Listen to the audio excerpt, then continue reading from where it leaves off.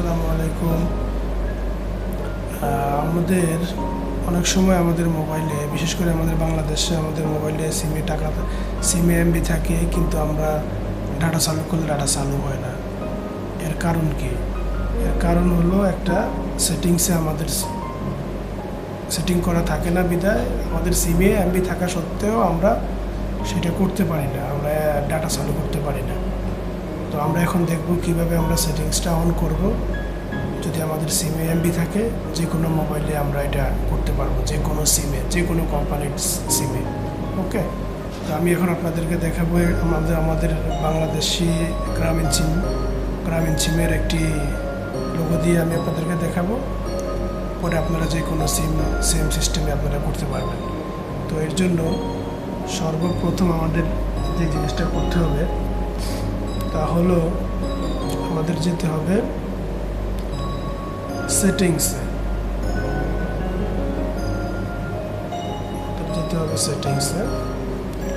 সেটিংসে যাওয়ার পরে আমাদের যেতে হবে কানেকশনে যাওয়ার পরে মোর কানেকশন সেটিংয়ের পরে এখানে দেখবেন বিপিএন নামে একটা অপশন আছে। বিপিএনে যাওয়ার পরে কর্নারে দেখবেন 3 ডট, এই 3 ডট ক্লিক, অ্যাড বিপিএন প্রোফাইল। এখানে এন্টার নেম, আপনার যদি গ্রামীণ ফোন হয়ে থাকে তো গ্রামীণ ফোন, ওকে। নিচে ওটিপি যে কোনো একটা দিয়ে দেবেন, ঠিক আছে। তারপরে ইউজার নেম গ্রামীণ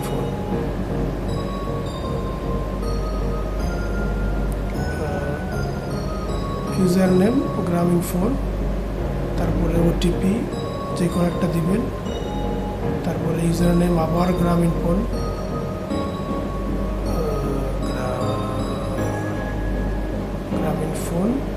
তারপরে ইন্টারনেট,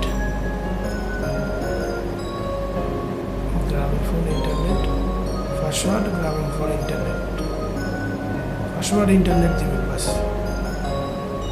ইন্টারনেট। আদারওয়াইজ ভিপিএনটা অন করে দেবেন। অন করে দেওয়ার পরে এইখানে আপনাদের একটা গ্রামীণ ফোনের লোগো চলে আসবে।